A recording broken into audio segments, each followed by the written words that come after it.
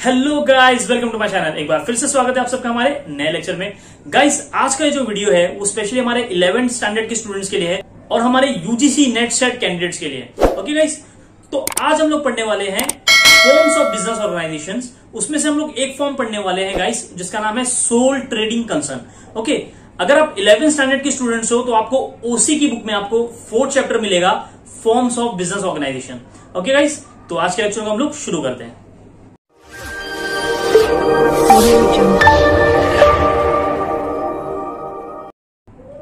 Okay guys, आप देख सकते हो स्क्रीन पे 4th चैप्टर है हमारा, फॉर्म्स ऑफ बिजनेस ऑर्गेनाइजेशन।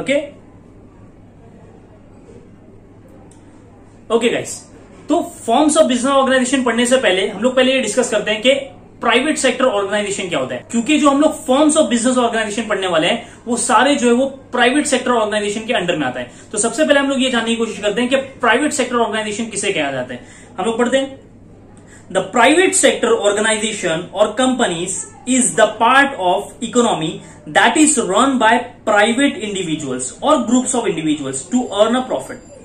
यहां पे बताया गया गाइस कि जो प्राइवेट सेक्टर ऑर्गेनाइजेशन होती है उसको बहुत सारे इंडिविजुअल्स या ग्रुप्स ऑफ इंडिविजुअल्स मिलके चलाते हैं और उनका ऑब्जेक्टिव होता है प्रॉफिट अर्निंग। तो इससे ये समझ में आया कि गाइस कि ये लोग जो बिजनेस कर रहे हैं उनका मेन ऑब्जेक्टिव क्या है, प्रॉफिट कमाना। तो ऐसे ऑर्गेनाइजेशन को हम लोग बोलते हैं प्राइवेट सेक्टर ऑर्गेनाइजेशन।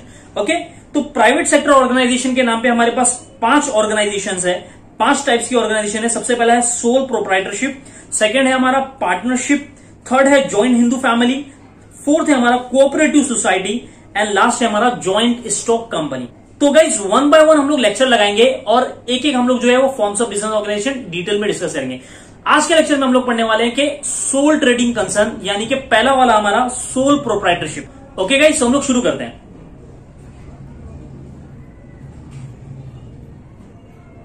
आप देख सकते हो स्क्रीन पे क्या लिखा हुआ है, sole trading concern sole proprietorship, यानी कि जो सोल ट्रेडिंग कंसर्न है उसका एक और नाम दिया गया गाइस, सोल प्रोप्राइटरशिप।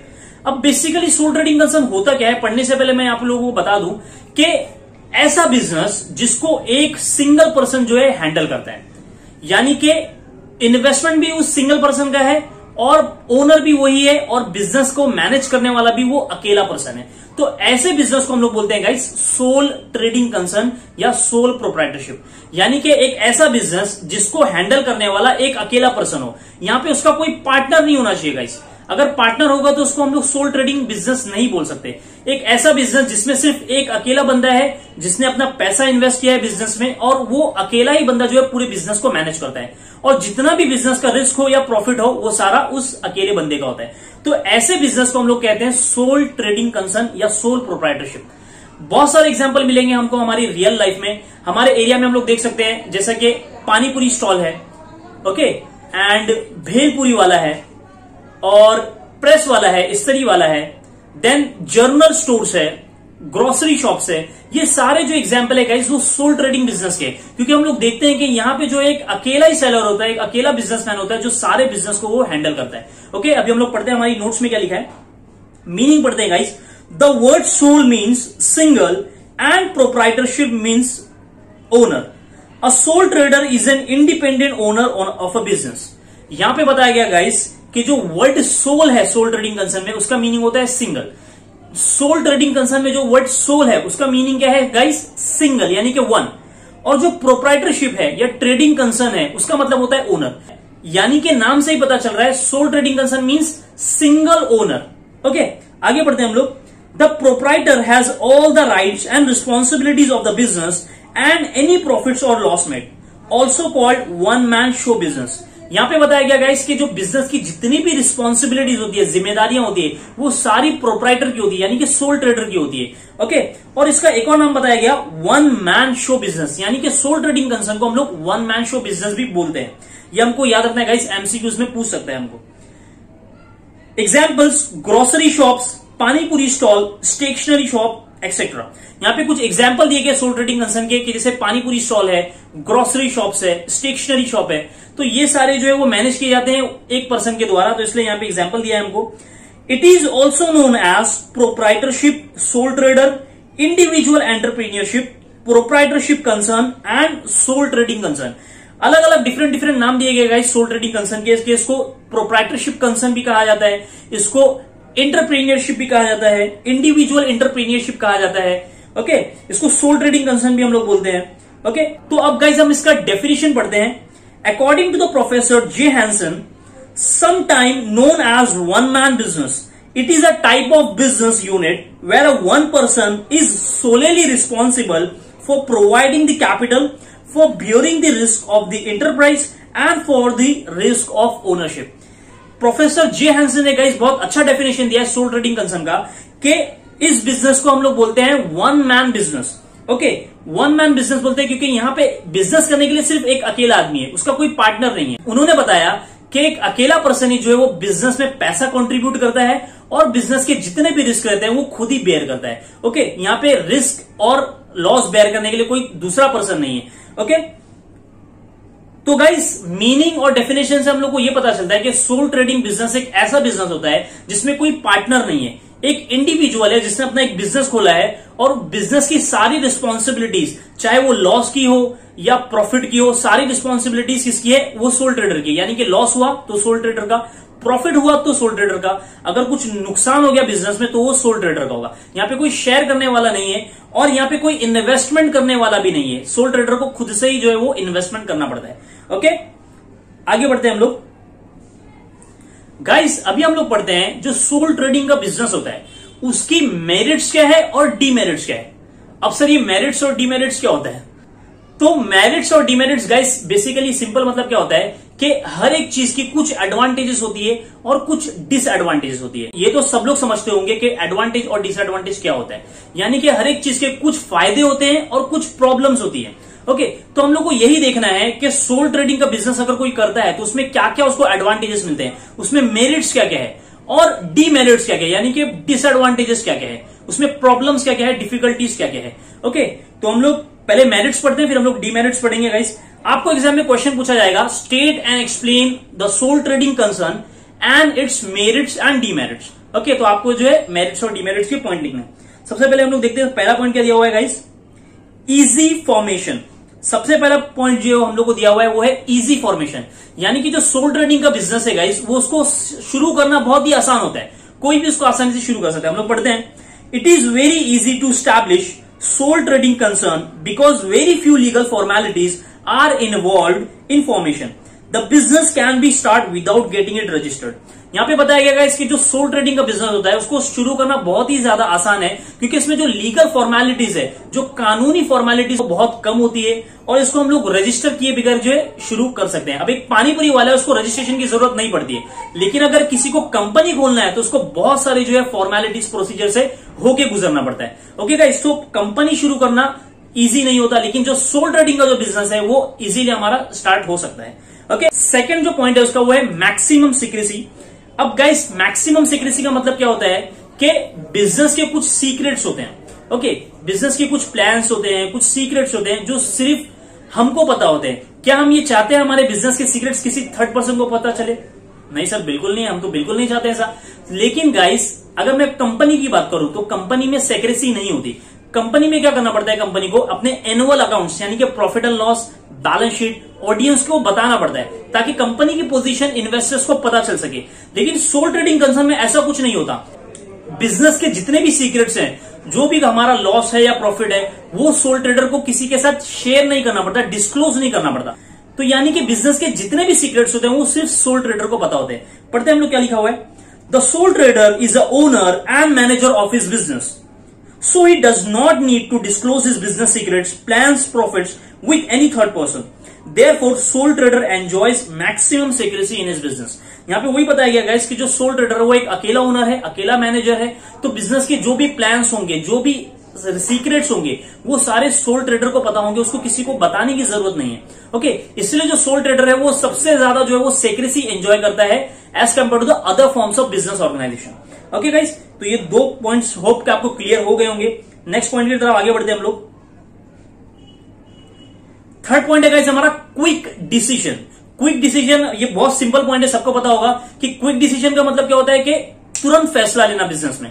ओके, अब हम लोग पढ़ते हैं इसमें क्या लिखा हुआ है, sole trader takes quick business decisions As this business has only one owner and decision maker, so he may not consult with anyone, so he takes decision very fast.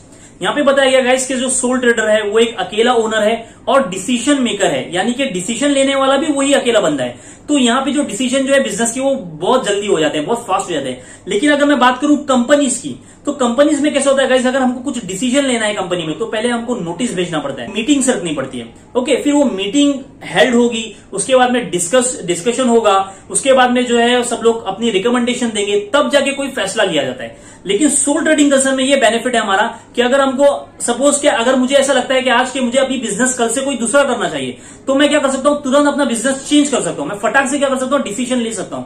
ये पॉसिबल किसमें गाइस, सोल ट्रेडिंग कंसर्न में। Okay, तो ये हमारा merit से soul trading concern का। आगे बढ़ते हैं, हमारा जो फोर्थ पॉइंट है हमारा वो है फ्लेक्सिबल इन नेचर। अब फ्लेक्सिबल इन नेचर का इसका यहाँ पे मतलब क्या है गाइस, जो वर्ड फ्लेक्सिबल यहाँ पे दिया हुआ है कॉमर्स में उसको बोला जाता है कि बिजनेस में चेंजेस करना। ओके, पढ़ते हैं हम लोग। The sole trading business is very flexible in nature. It means the sole trader can make any changes in his business any time as per the situation. तो गाइस यहाँ पे बताया गया कि जो सोल ट्रेडिंग का जो बिजनेस है वो बहुत फ्लेक्सिबल होता है, यानी कि अगर बिजनेसमैन को लगता है कि मुझे बिजनेस की लाइन चेंज करनी है तो वो जल्दी से क्या कर सकता है, अपना पूरा बिजनेस का जो है वो चेंज कर सकता है। लेकिन अगर कंपनी में ऐसे करना चाहो तो हम लोग नहीं कर सकते, क्योंकि कंपनी में हमारे पास बहुत सारे स्टॉक्स होते हैं। ओके, लोगों का इन्वेस्टमेंट है कंपनी में, तो डायरेक्टली हम लोग जो हमारा बिजनेस को चेंज नहीं कर सकते। लेकिन सोल ट्रेडिंग कंसर्न में कैसा है गाइस, वो फ्लेक्सिबल नेचर का बिजनेस है, यानी कि हम लोग कभी भी बिजनेस में जो है चेंजेस कर सकते हैं, हमारी पॉलिसीज में चेंज कर सकते हैं, हम अपने टाइम चेंज कर सकते हैं बिजनेस का। ओके, एग्जाम्पल दिया गया यहाँ पे, a panipuri seller can change the line of his business in summer season and can start selling ice cream instead of panipuri. यहाँ पे बताया गया एग्जाम्पल कि एक पानीपुरी वाला है, वो क्या करता है कि समर सीजन में, गर्मियों की सीजन में क्या करता है, इंस्टेड ऑफ पानीपुरी वो आइसक्रीम बेचना शुरू कर देता है। तो ये पॉसिबल कैसे हुआ गाइस, क्योंकि ये इसका छोटा सा बिजनेस है, इसलिए वो क्या कर सकता है, फटाफट उसमें चेंजेस कर सकता है। ओके गाइस, हम लोग आगे बढ़ते हैं। अभी जो लास्ट जो हमारा पॉइंट है गाइस मेरिट्स का सोल ट्रेडिंग कंसर्न का, वो है लोअर कॉस्ट। यहाँ पे बताया गया कि जो सोल ट्रेडिंग का बिजनेस है उसमें हम लोग को कॉस्ट बहुत कम लगता है। ओके, क्योंकि हमारा छोटा सा बिजनेस होता है, इसमें हमको ज्यादा पैसा लगाने की जरूरत नहीं होती है। अभी हम लोग पढ़ते हैं इसको। The sole trading business is less expensive. The sole trader is the only manager of the business. He don't require to pay any salary to anyone. Also, he purchases the materials, goods for the business as per his business requirement. So, he always try to minimize the wastages. All this results in lower cost of operation. यहाँ पे बताया गया guys कि जो soul trading concern है उसमें हमको किसी को सैलरी पे नहीं करना है, यानी कि हमारा जो प्रॉफिट में से किसी को हमको शेयर नहीं देना है। ओके, तो शेयर नहीं देना है तो हमारा पैसा यहाँ पे कम नहीं होगा। ओके, और यहाँ पे बताया गया कि जो सोल ट्रेडर है वो अकेला ही क्या करता है, मटेरियल खरीद के लेकर आता है अपने बिजनेस के लिए। तो उसको पता होता है कि मुझे कितने मटेरियल की रिक्वायरमेंट है, तो इससे क्या हो सकता है, हमारा गाइस लॉस नहीं होगा, हमारा वेस्टेजेस नहीं होगा। ओके, तो ये सारा पैसा जो है हमारा वो बच जाएगा और लोअर कॉस्ट होगा। ओके, यानी कि बिजनेस में ज्यादा हमको खर्चा नहीं आएगा। ये थे कुछ मेरिट्स सोल ट्रेडिंग कंसर्न के। अभी हम लोग पढ़ते हैं कि सोल ट्रेडिंग बिजनेस के डीमेरिट्स क्या क्या है, यानी कि डिसएडवांटेजेस क्या क्या है। सबसे पहला पॉइंट है guys limited amount of capital. यहां पे बताया गया कि जो सोल ट्रेडिंग का जो बिजनेस है उसमें ये डिसएडवांटेज है, डीमेरिट है कि जो बिजनेस में जो इन्वेस्टमेंट करने वाला कैपिटल होता है, ओके, वो बहुत कम होता है, क्योंकि यहाँ पे एक अकेला बंदा है जो है वो बिजनेस में इन्वेस्टमेंट कर रहा है। तो गाइस यहाँ पे बताया गया कि जो इन्वेस्टमेंट का जो कैपिटल होता है बिजनेस में लगाने वाला वो बहुत ज्यादा कम होता है, क्योंकि यहाँ पे इन्वेस्टमेंट करने वाला एक अकेला पर्सन है। A sole trader is a single owner and there is no other partner who contribute the capital for the business. Therefore, due to limited capital, he cannot expand his business. यहाँ पे बताया गया guys कि जो business में contribute करने के लिए कैपिटल लगाने वाला सिर्फ एक ही पर्सन है, कोई पार्टनर नहीं है। तो इससे क्या हो सकता है गाइस कि हमारा बिजनेस को हम लोग बड़ा नहीं कर सकते, एक्सपांड नहीं कर सकते, हमारा बिजनेस जो है छोटा ही लेवल पे रहने वाला है। ओके, आगे बढ़ते हैं हम लोग। सेकेंड जो पॉइंट है गाइस वो है अनलिमिटेड लायबिलिटी। ये बहुत ज्यादा इंपॉर्टेंट पॉइंट है गाइस, अनलिमिटेड लायबिलिटी। कि जो सोल ट्रेडर की जो लायबिलिटी होती है वो अनलिमिटेड होती है, यानी कि उसके सारे जो लायबिलिटी है, जितना भी उसने उधार लिया है दूसरों से, उन सारे लायबिलिटी का जो बर्डन वो सोल ट्रेडर के ऊपर होता है। यहाँ पे कोई हमारे साथ शेयरिंग करने वाला नहीं है कि थोड़ा पैसा मैं दे दूंगा, थोड़ा मेरा पार्टनर लाइबिलिटी पे कर देगा मेरी। यहाँ पे क्या है, सोल ट्रेडर को सारी लाइबिलिटी जो है अपनी वो खुद पे करना पड़ता है। लाइबिलिटी बेसिकली क्या होता है गाइस कि अगर मैंने किसी से पैसा उधार पे ले लिया या मैंने किसी से कुछ सामान उधार पे ले लिया तो वो मेरी लाइबिलिटी बोली जाती है कि मैंने क्या किया, उधार पे पैसा लिया या उधार पे मैंने माल लेके आया। ओके, तो जो लाइबिलिटी होती है सोल ट्रेडर की वो अनलिमिटेड होती है, यानी कि लाइबिलिटी का सारा बर्डन जो है वो अकेला सोल ट्रेडर के ऊपर होता है। The liability of the sole trader is unlimited, it means the entire burden of the credit is on the sole trader only, there is no other person who is liable for the repayment of the credit और loans, the personal assets of the proprietor can be use for paying the liability. यहाँ पे guys एक बहुत important बात बताई गई कि unlimited liability का मतलब क्या होता है कि अगर बिजनेस के सारे पैसे और बिजनेस के एसेट्स हमने क्या कर दिया, लायबिलिटी पे करने में लगा दिया, लेकिन फिर भी जो है वो लायबिलिटी हमारी बच रही है, यानी कि हमको और जो है सामने वाले को पैसा चुकाना है, तो ऐसी सिचुएशन में जो सोल ट्रेडर की पर्सनल प्रॉपर्टीज होगी, पर्सनल एसेट्स होंगे, उसको भी हम लोग को यहाँ पे बेचना पड़ सकता है। ओके, क्योंकि यहाँ पे कोई अदर पर्सन नहीं है हमारी हेल्प करने के लिए, हमारी लायबिलिटी को शेयर करने के लिए। ओके गाइस, तो जो सोल ट्रेडर की जो लायबिलिटी होती है वो हमेशा अनलिमिटेड होती है, ये हमको एमसीक्यूज में पूछा जा सकता है। ओके, आगे बढ़ते हैं। जो थर्ड हमारा डीमेरिट है सोल ट्रेडिंग कंसर्न का वो है lack of stability. Lack of stability का मतलब क्या होता है गाइस कि बिजनेस का ज्यादा टाइम तक मार्केट में ना टिके रहना।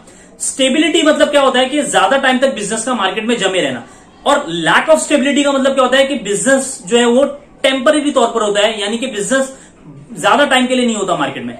Okay, if anything happens unexpectedly the entire business can collapse.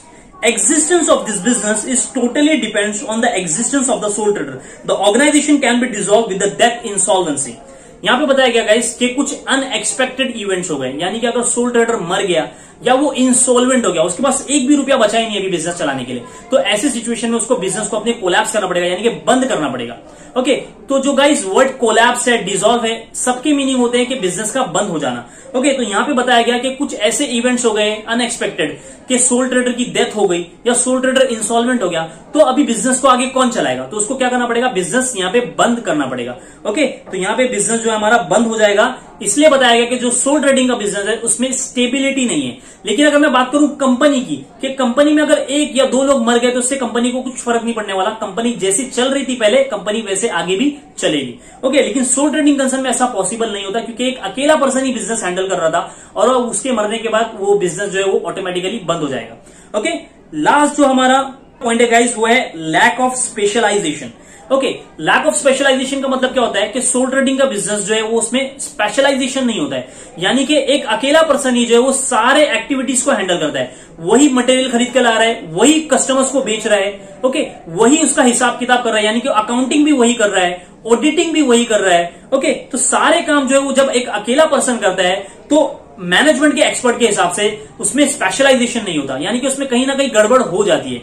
पढ़ते हम लोग, according to the management experts division of works leads to the specialization, but the sole trader is involved in all the activities of the business such as buying material from wholesaler, selling goods, accounting, etc. So he cannot manage all the activities individually with full specialization. यहाँ पे वही बताया गया guys कि जो management expert का ये मानना है कि अगर वर्क करो तो उसको डिवाइड करके करो, यानी कि वर्क जो है लोगों में बांट दो।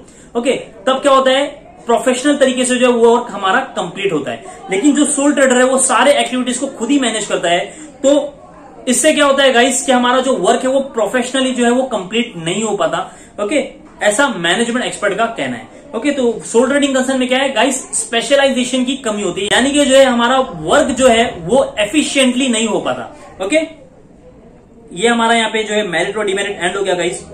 एक और चीज गाइस मैंने यहाँ पे लिखा हुआ है, feature of sole trading concern का अगर क्वेश्चन आता है एग्जाम में कि instead of merit and demerit आपको क्वेश्चन आ गया what are the features of sole trading concern, तो आपको क्या लिखना है गाइस, आपको सेम मेरिट्स और डीमेरिट्स के पॉइंट को जो है वो कंबाइन करके लिखना है। मैंने यहाँ पे बताया कि feature is equal to merits plus demerits, यानी कि फीचर अगर एग्जाम में पूछा तो हमको क्या करना होता है, मेरिट्स के कुछ पॉइंट्स और डीमेरिट्स के कुछ पॉइंट हम लोग जो है उसको मिला के लिख सकते हैं। ओके, तो अगर हमने मेरिट और डीमेरिट पढ़ लिया तो हमारा फीचर यहाँ पे ऑटोमेटिकली हो जाएगा। ओके गाइस, तो ये था हमारा सोल ट्रेडिंग कंसर्न और उसके मेरिट्स और डीमेरिट्स। आज का लेक्चर हम लोग यहीं पे खत्म करते हैं गाइस। ओके गाइस, तो नेक्स्ट लेक्चर में हम लोग पढ़ेंगे second forms of business organisation यानी कि पार्टनरशिप फॉर्म। ओके, उसके भी मेरिट्स और डिमेरिट्स हम लोग पढ़ेंगे। ओके गाइस, तो अगर आपको लेक्चर मेरा अच्छा लगता है तो प्लीज इसको लाइक करिए, शेयर करिए और सब्सक्राइब करिए। ओके गाइस, जब तक के लिए गुड बाय, टेक केयर।